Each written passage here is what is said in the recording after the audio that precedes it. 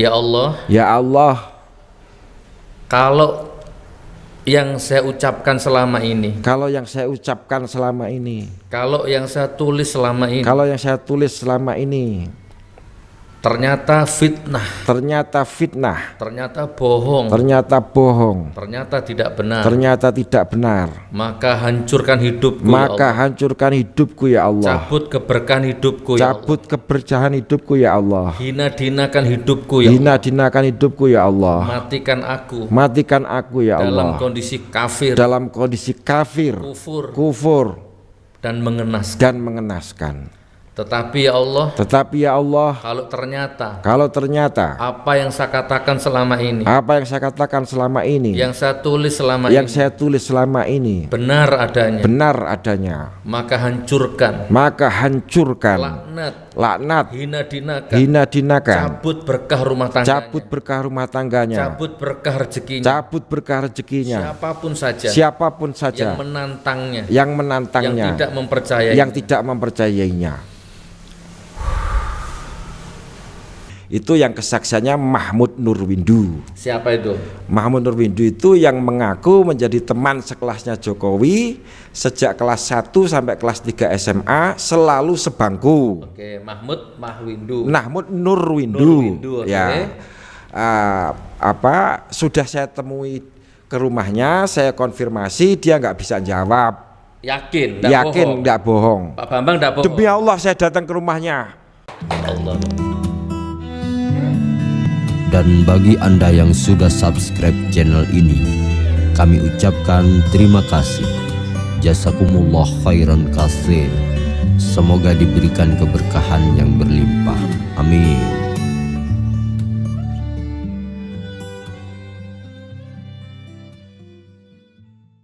Baik, assalamualaikum warahmatullahi wabarakatuh. Waalaikumsalam warahmatullahi wabarakatuh. Ayo yang di studio jawab, Rek. Alhamdulillahirabbil alamin, ya Allah, bersyukur kepada Allah. Alhamdulillah ya Allah, alhamdulillah ya Allah, alhamdulillah ya Allah. Apapun situasinya, kondisinya, apapun momentumnya, ya, apapun nasibnya, setragis apa, sengenes apa, sebahagia apa, tidak penting. Yang penting bersyukur. Insya Allah dengan bersyukur relatif akan ada harapan baru, ada masa depan baru, ada rezeki baru, ada ilmu baru, ada silaturahim baru, ada informasi baru, semua serba baru. Dengan bersyukur insya Allah begitu. Maka ayo senantiasa bersyukur. Alhamdulillahirabbil alamin. Allahumma sholli ala sayyidina Muhammad wa ala ali sayyidina Muhammad. Senantiasa bersolawat kepada Nabi Muhammad sallallahu alaihi wasallam yang hidup mati kita berada di dalam syafaat beliau. Sering kita katakan secara filsafah, ya Rob, aku bisa hidup tanpa angin kalau Engkau berkehendak. Aku bisa hidup tanpa matahari, aku bisa hidup tanpa cahaya, aku bisa hidup tanpa siang dan malam sekalipun kalau Engkau berkehendak. Aku bisa hidup tanpa apapun saja. Tapi ya Allah, sungguh aku tidak akan sanggup hidup tanpa syafaat Nabi Muhammad SAW. Jadi ayo senantiasa bersolawat, ya, insya Allah begitu. Baik, sahabat Gus Nur dimanapun berada, hari ini Senin 26 September 2022 hadir di studio orang yang fenomena, atau mungkin orang yang untuk sementara dimarginalkan, untuk sementara dianggap gak penting, untuk sementara bahkan dianggap orang gila. Wallahu a'lam bishawab. Tapi bagaimana setelah podcast ini nanti, mudah-mudahan Allah punya rencana dahsyat pasca setelah podcast ini. Amin. Hari ini telah hadir di studio GN Mas Bambang Tri, penulis buku Jokowi Undercover.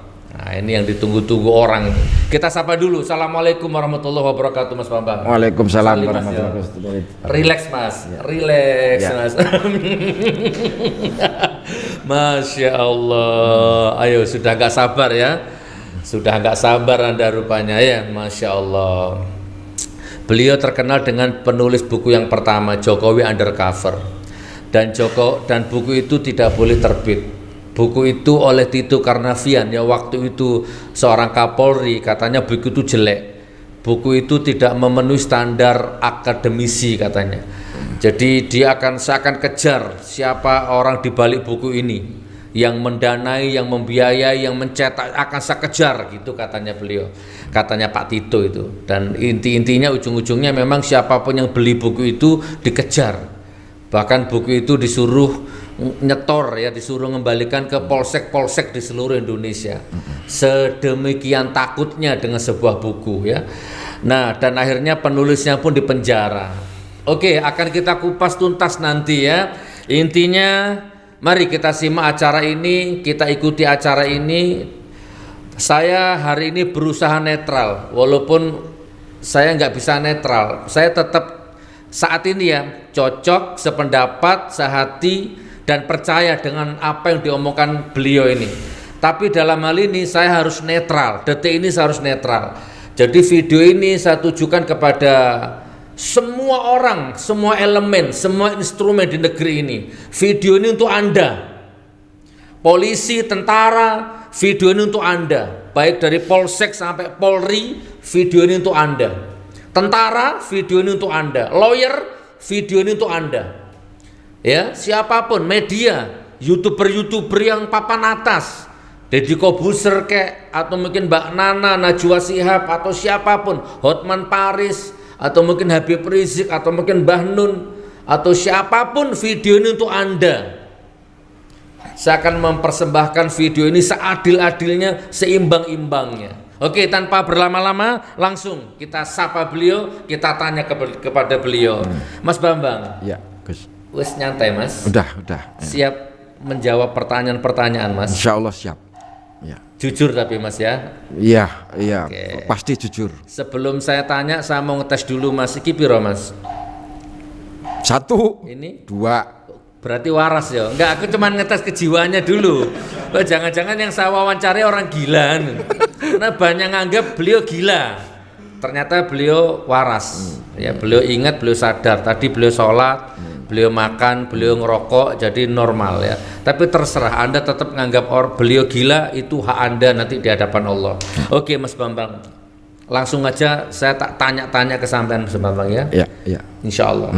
Nah, pertanyaan pertama sudah terjawab, ternyata Mas Bambang tidak gila.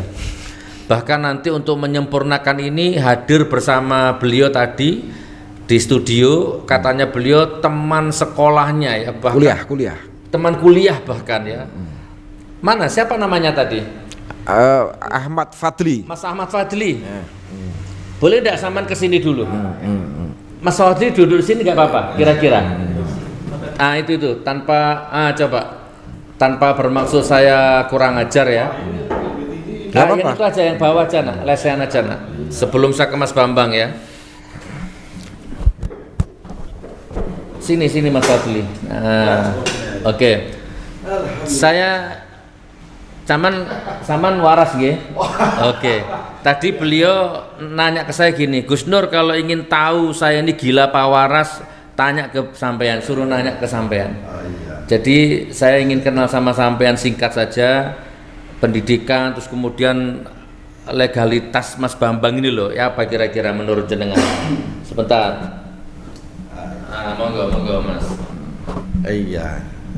Saya disuruh komentar tentang Bambang ya. Yeah. Bambang ini ya memang penampilannya begitu. Penampilannya begitu.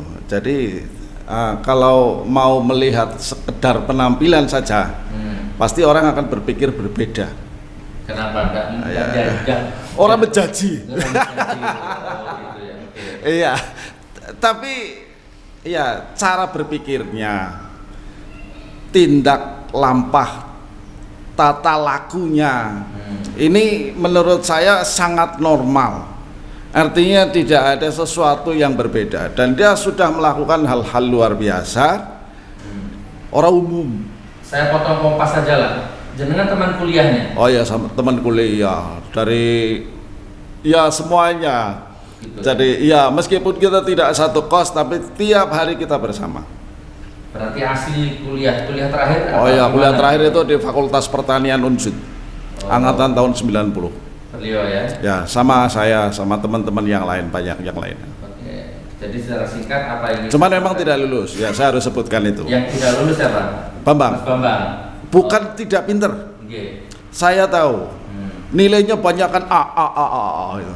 Ya, bukan H, A. gitu ya. Kalau H itu H. Ini A itu. Jadi sempurna gitu ya. Oh, gitu. Iya, tapi memang tidak mau lulus gitu. Oke, singkat aja lah, Ya. singkat ya. Ya.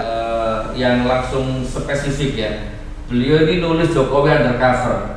Itu kira-kira yang ditulis beliau itu bener, hoax atau apa menurut jenengan teman dekatnya? Oke, kalau itu kaitannya dengan data.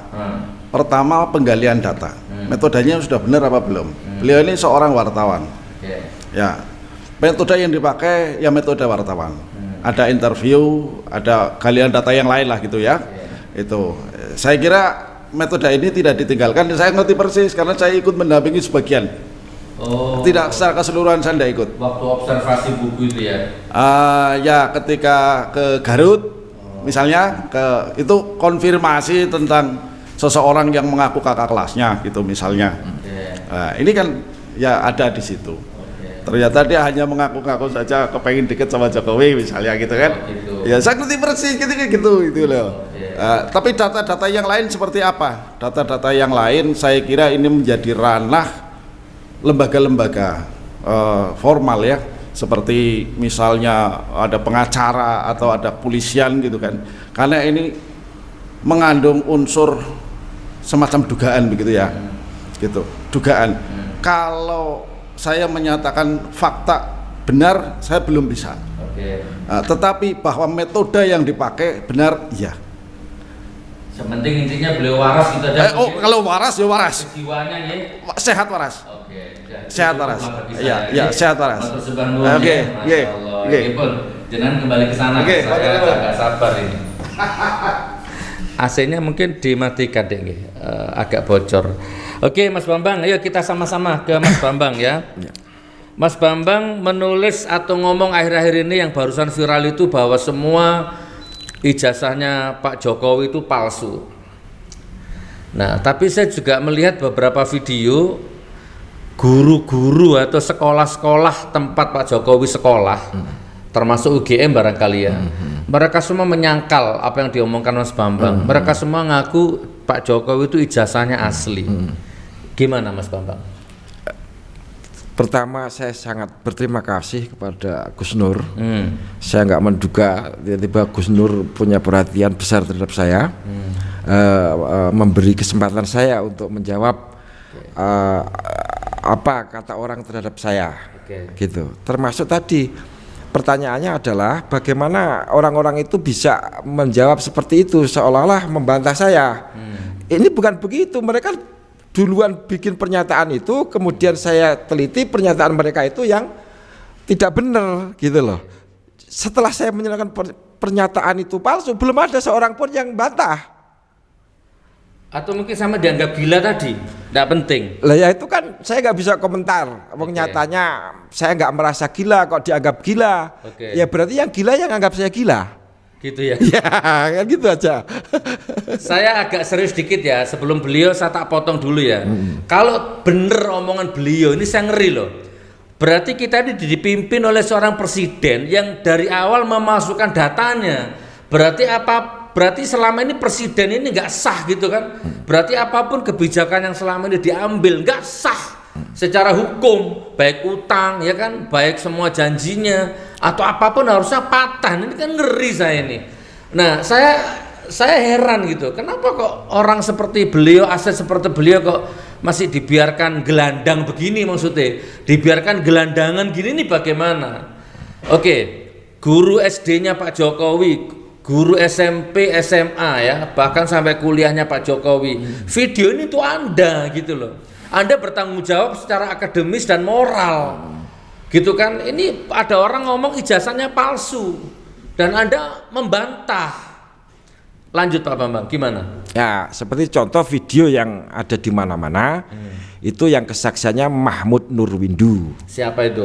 Mahmud Nurwindu itu yang mengaku menjadi teman sekelasnya Jokowi sejak kelas 1 sampai kelas 3 SMA, selalu sebangku. Oke, Mahmud Nurwindu. Okay. Ya. Sudah saya temui ke rumahnya, saya konfirmasi, dia nggak bisa jawab.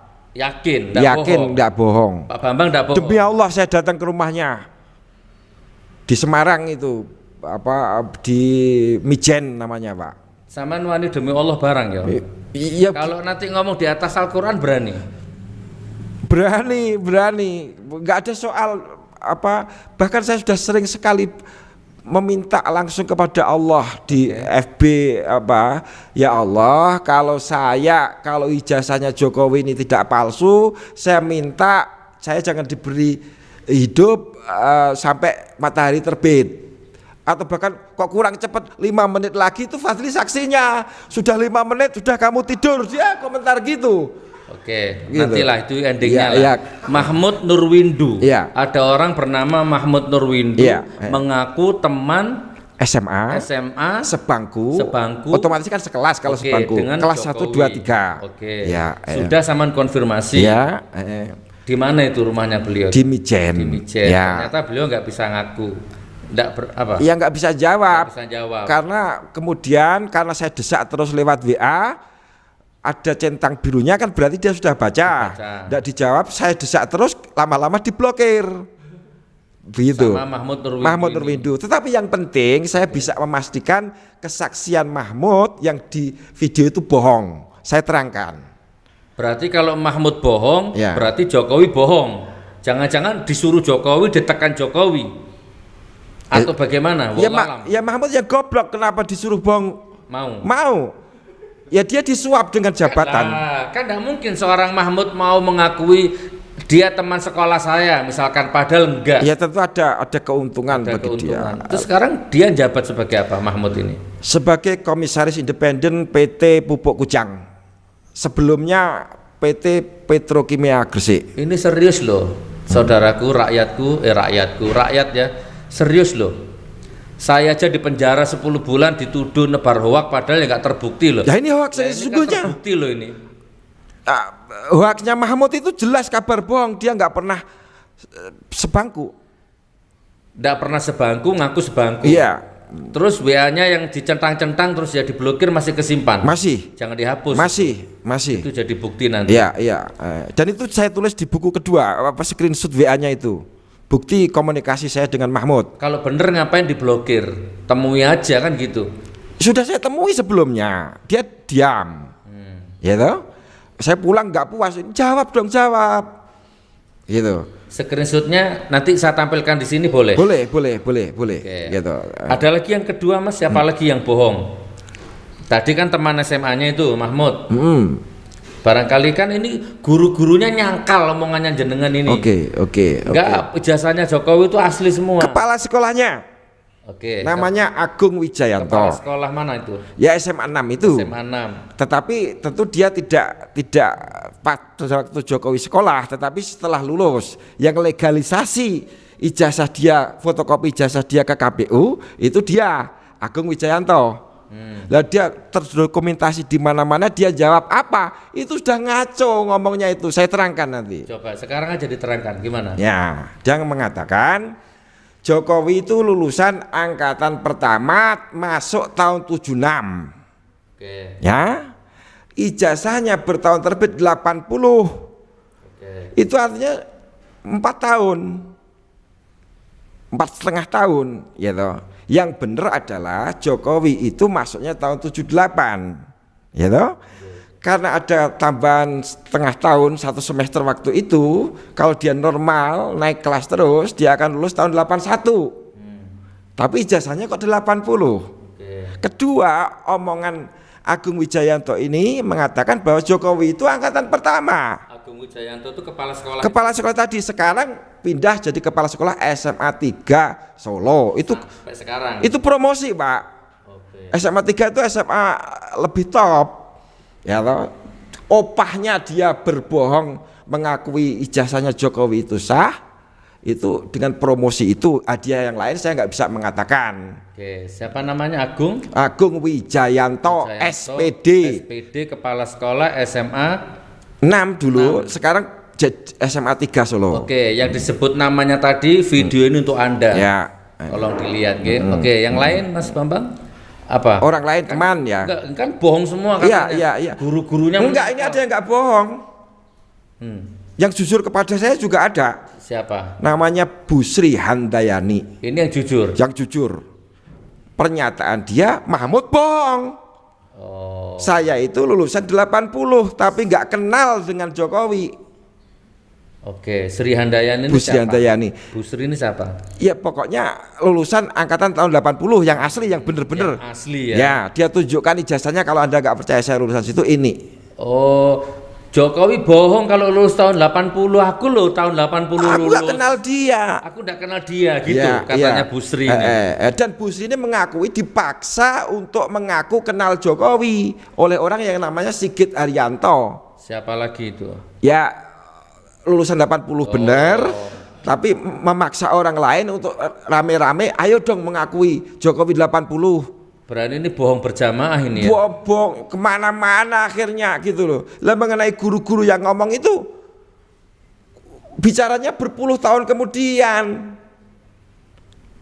Pak Jokowi gimana? Ini video untuk Anda ini. Ini rakyatmu ini.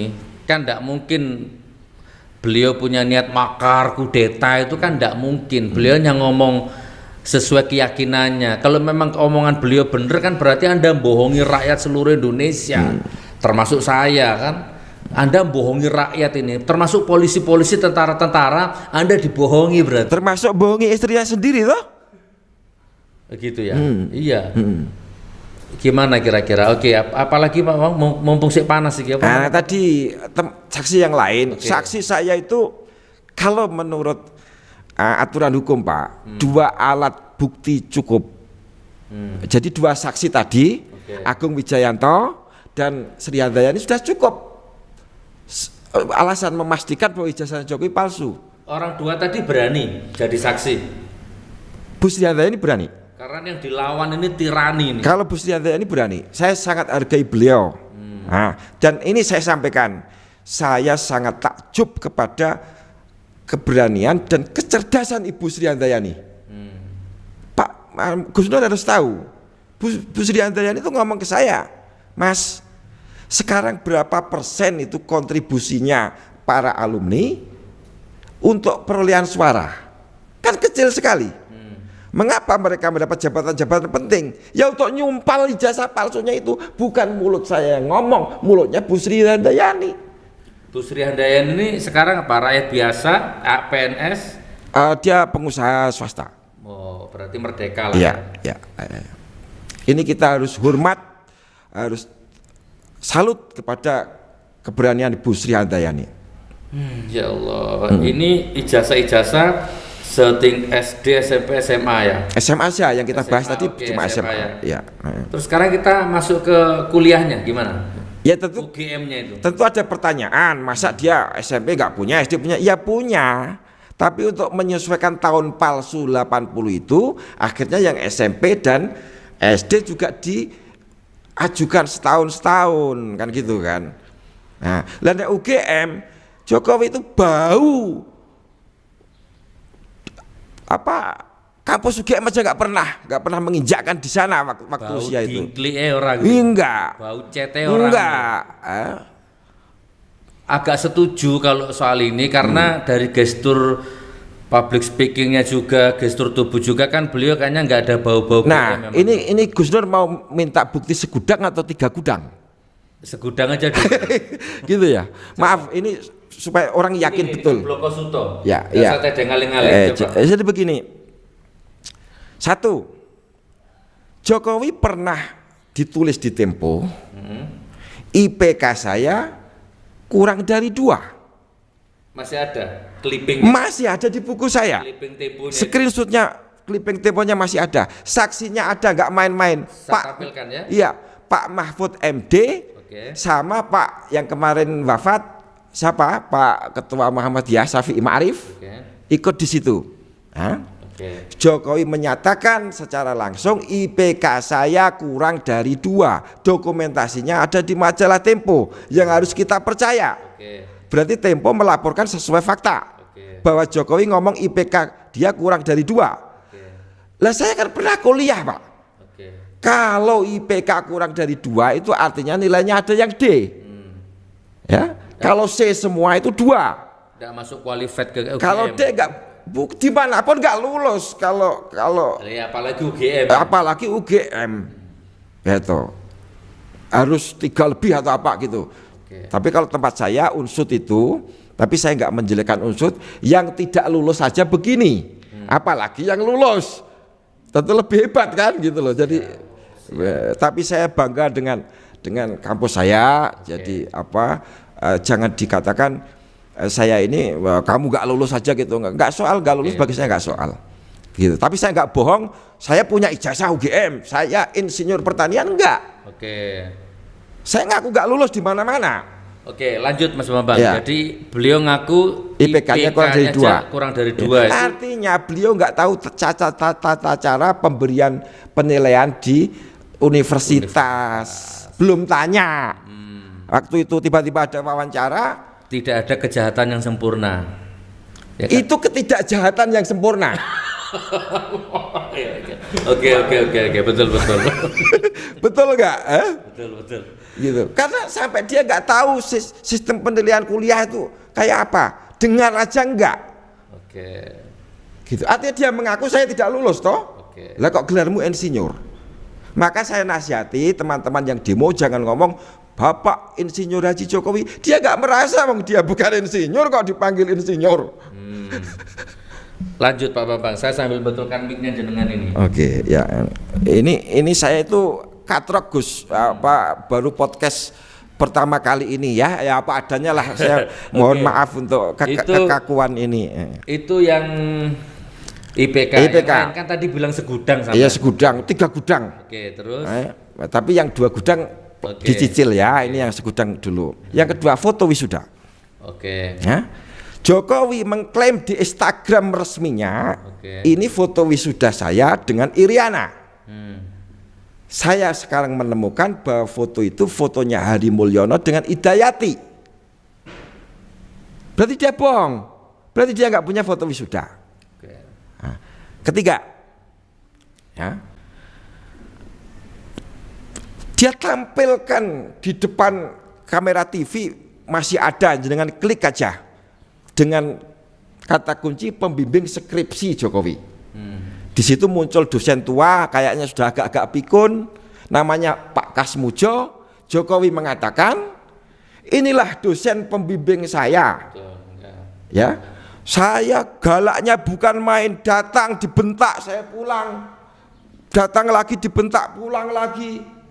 Itu artinya ceritanya seperti dosen pembimbing skripsi. Kalau begitu, kalau sampai bentak-bentak begitu. Sementara pembimbing akademik Pak, itu nggak pernah ketemu tatap muka, jarang. Kalau nggak ada masalah dia bolos atau apa gitu, itu nggak ada masalah. Tapi kalau sampai bentak, maju bentak, itu berarti pemahaman Jokowi Kasmujo itu adalah pembimbing skripsinya. Ya loh, waktu dia bikin skripsi. Nah, sekarang ada data tertulis otentik. Kasmujo mencabut keterangan itu. Saya bukan pembimbing skripsi Jokowi. Ada dokumennya. Di mana itu? Ya di buku saya dong. Sama dapat dari mana itu? Ya, dari jumpa persnya Kasmujo. Berarti disangkal. Iya, dia membantah berita yang dari darat ke laut bahwa Kasmujo dosen pembimbing skripsi Jokowi. Kasmujo entah berapa kali itu jadi. Saya pernah lihat TV-nya itu, saya pernah lihat bahwa di acara yang resmi Jokowi memang mengenalkan pembimbingnya itu. Iya. Saya pernah lihat itu. Iya. Saya kira Pak Kasmujo itu sudah tua, ya pikun. Dia keliru ingat dengan yang namanya Hari Mulyono. Mungkin kalau Hari Mulyono itu betul-betul bimbingan skripsi Pak Kasmujo. Lah datanya Hari Mulyono itu semua yang dipakai diakui miliknya Jokowi. Sejak dari nomor mahasiswa, sejak asal SMA, sampai foto-foto kegiatannya, foto-foto mapalanya, sampai foto wisudanya, itu punyanya Hari Mulyono. Gitu ya. Gitu. Singkat sebagai penutup Mas Bambang. Ya itu sudah segudang ya Pak, yang 2 gudang lain kali. Di bab ini sebagai penutup, semua guru menyangkal buku sampean, guru-guru Pak Jokowi. Bukan, itu mereka bikin pernyataan dulu. Kalau Oke. soal ijazah, Oke, semua ya termasuk keluarganya Pak Jokowi semua juga mengatakan bahwa bukunya Bambang itu ya sebagian benar tapi banyak yang salah. Sebagai penutup aja gimana? Termasuk rakyat-rakyat yang mungkin sampai detik ini masih nggak percaya sama sampean gitu. Oke, bagus, tantangannya bagus. Coba. Dan jawaban atas tantangan itu lebih bagus lagi. Oke. Bukunya kan ada, baca aja. Mana yang tidak fakta? Jokowi undercover 1, Jokowi undercover 2, bisa begitu. Mana yang salah? Satu baris pun dari data yang saya sampaikan. Oke. Ya, gitu loh. Nek mengenai omongannya Pak Tito tidak ilmiah segala macam, Bambang Tri intelektualnya rendah, ya tanya teman-teman saya. Saya itu walaupun tidak lulus, TOEFL saya Pak itu 647 waktu kuliah, hampir sempurna karena nilai tertinggi 660. Oke. Gitu loh. Gitu. Pak Tito, video ini untuk Anda. Ya terus? Dan omongan Pak Tito itu karena tidak sesuai dengan kenyataan. Dari kapan dia mengukur IQ saya? Kata dia ada interview, nggak ada itu. Saya Pak 2 bulan di Mabes Polri dititipkan ke tahanan narkoba, nggak pernah diperiksa sekalipun. Bagaimana bisa ada BAP-nya setebal bantal? Siapa yang diperiksa saya juga nggak paham. Oh, Saman pernah dititipkan di Mabes di blok narkoba? Iya, sama dengan jenengan. Saya di blok umumnya, beda tembok. Iya Pak, narkoba itu asik juga Pak. Betul. Ceweknya cantik-cantik yang tahanan narkoba itu. Oh. Belum nanya. Gitu Pak. Jadi keterangan Tito bahwa saya pernah diwawancarai untuk di-assess IQ saya itu bohong. Tidak ada pemeriksaan sama sekali. Mintakan air putih 2 gelas ya untuk minum ya. Oh gitu ya. Dan lagian secara umum lah ya, bukan hak atau bukan fak atau bukan bidang seorang polisi menganalisa sebuah buku kan begitu. Enggak boleh. Dia harus diserahkan itu kepada ahlinya. Betul. Ya toh. Tapi itu gampang bantahnya. Gimana? Mereka cuma bilang bukunya Bambang Tri bohong, Bambang Tri fitnah. Baris yang mana, halaman berapa? Sebutkan dong. Oke. Bukunya ada kok. Dikatakan bohong bagaimana? Sumbernya jelas saya sebutkan. Oke. Tapi buku itu sampai sekarang memang belum pernah dicetak dan diedarkan ya. Oh pernah. Sudah, cuman akhirnya kan berhenti. Iya, yang pesen Pak 1 juta orang. Oke. Karena manual saya cetak sendiri, saya print sendiri cuma 300 biji yang bisa saya penuhi waktu itu. Terus kemudian saya ditangkap itu. Ya.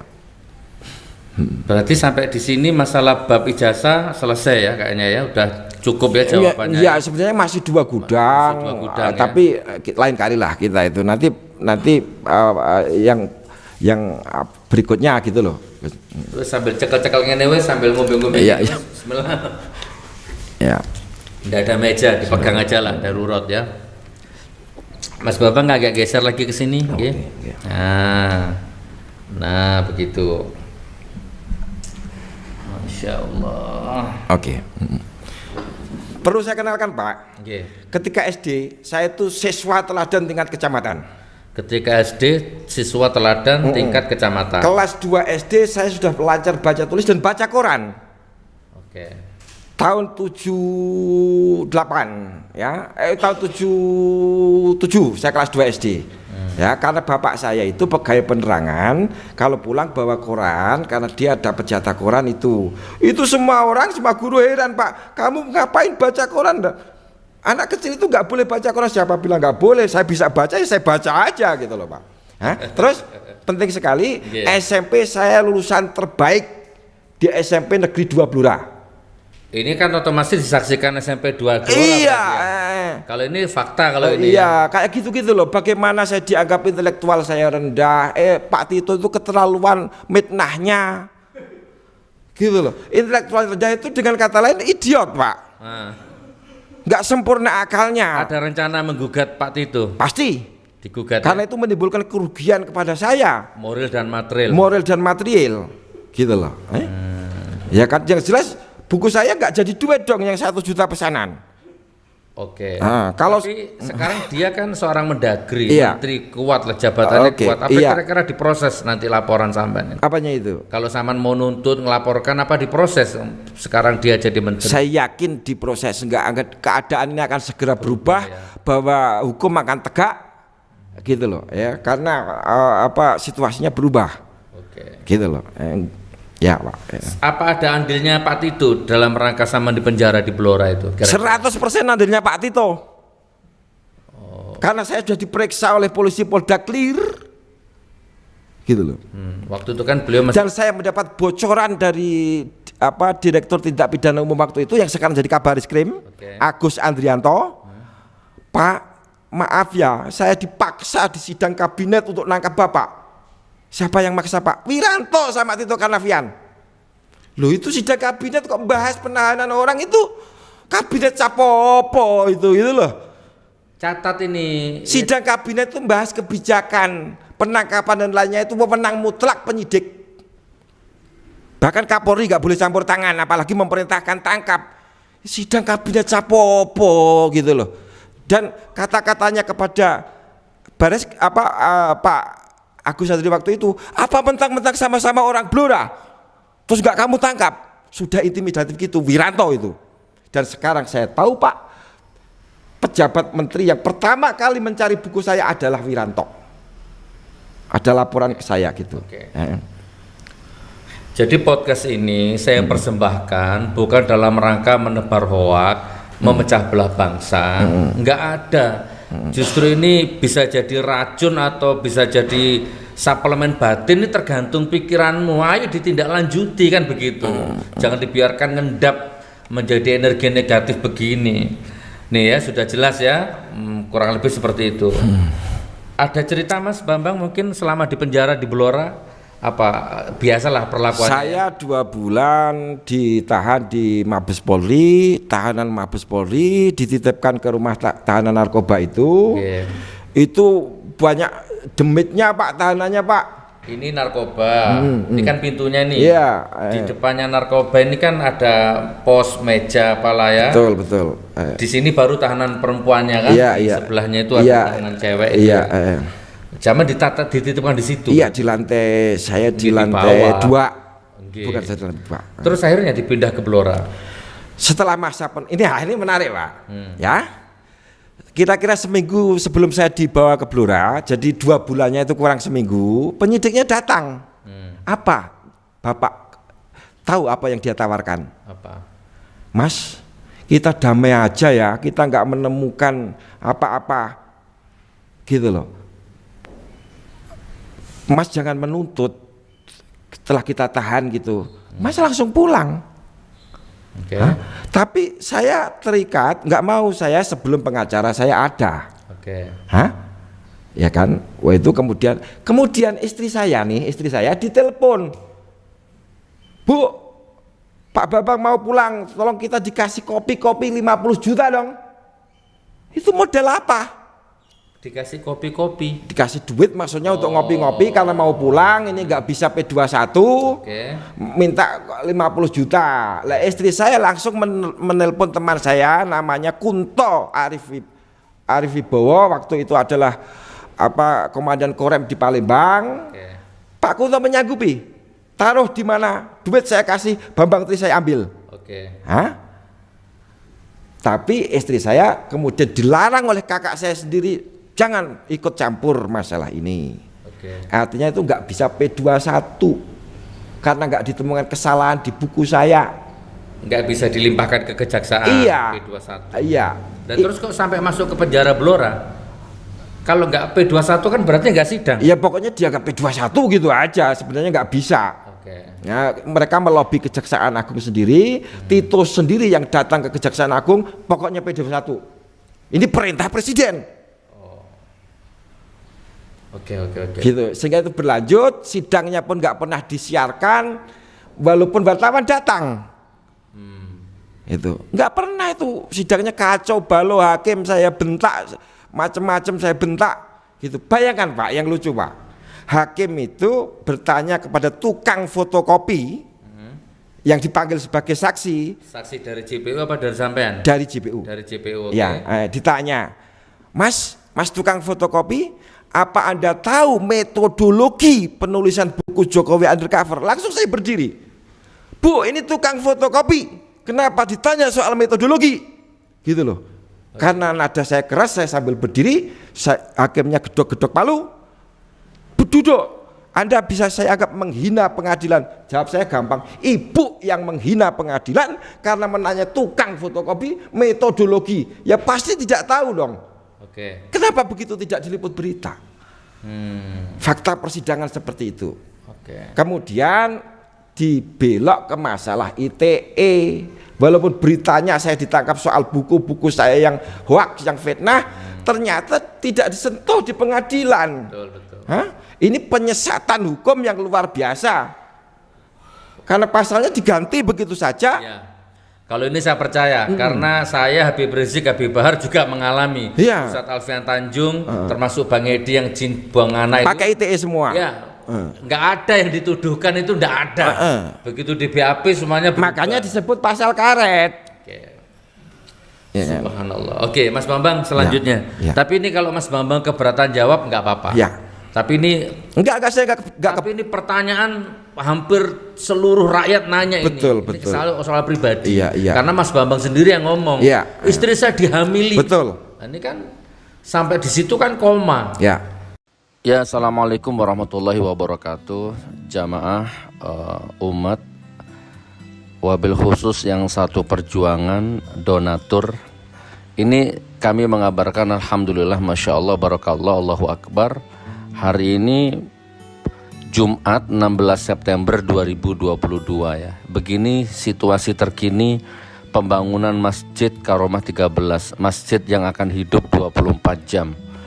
Nah, ini sekarang sudah posisi apa ini, bagasting ya, bagasting, istilahnya prepare pengecoran. Nah, gitu. Ini beberapa hari yang lalu video ini diambil. Nah, sekarang sudah mulai tertutup semua 90%. Mohon doa saudaraku, mudah-mudahan betul-betul pembangunan masjid ini diberikan kelancaran oleh Allah. Selipkan di setiap doa, insya Allah kita bersatu berjuang di dalam pembangunan rumah Allah ya, pembangunan masjid ini insya Allah. Seperti biasa kami cantumkan nomor rekening donatur, Anda bisa kirim ke sini atau mungkin Anda bisa kirim material langsung ke lokasi. Ke depan tentu butuh semen, korel, batu korel dan besi. Boleh langsung diantar ke lokasi. Oke, rekeningnya Bank Muamalat 831 003 8736 atas nama Majelis Zikir Karomah 13 ya, sama dengan nama masjidnya. Kemudian nanti konfirmasi ke 0821 3433 3317. Nah, ini saudaraku situasinya. Ini beberapa hari yang lalu ya, kita ambil sekitar 4 hari yang lalu. Nah, sekarang sudah hampir 90%. Coba kita lihat yang hari ini, kemarin dan hari ini, Jumat 16 September 2022. Nah, ini alhamdulillah sudah mulai ketutup semua ya, besi-besi sudah mulai naik, triplek sudah mulai ya 90%. Insya Allah mudah-mudahan dalam minggu-minggu ini segera dilaksanakan pengecoran lantai 1. Alhamdulillah, mudah-mudahan ya ini menjadi aset dunia akhirat kita. Karena masjidnya juga sudah kita edukasi beberapa. Dari awal kita sudah sampaikan bahwa ini masjid akan hidup 24 jam, tidak pernah digembok, tidak pernah ditutup, dan siap melayani tamu hamba Allah siapapun saja. Ya, kita akan fasilitasi makan, minum, tidur, istirahat, ya, sarung, baju koko, mukena, peralatan sholat, semua kita fasilitasi, ngaji dan sebagainya kita fasilitasi. Baik teman-teman, ini yang bisa saya sampaikan. Salam takdim dari saya, Gus Nur. Assalamualaikum warahmatullahi wabarakatuh.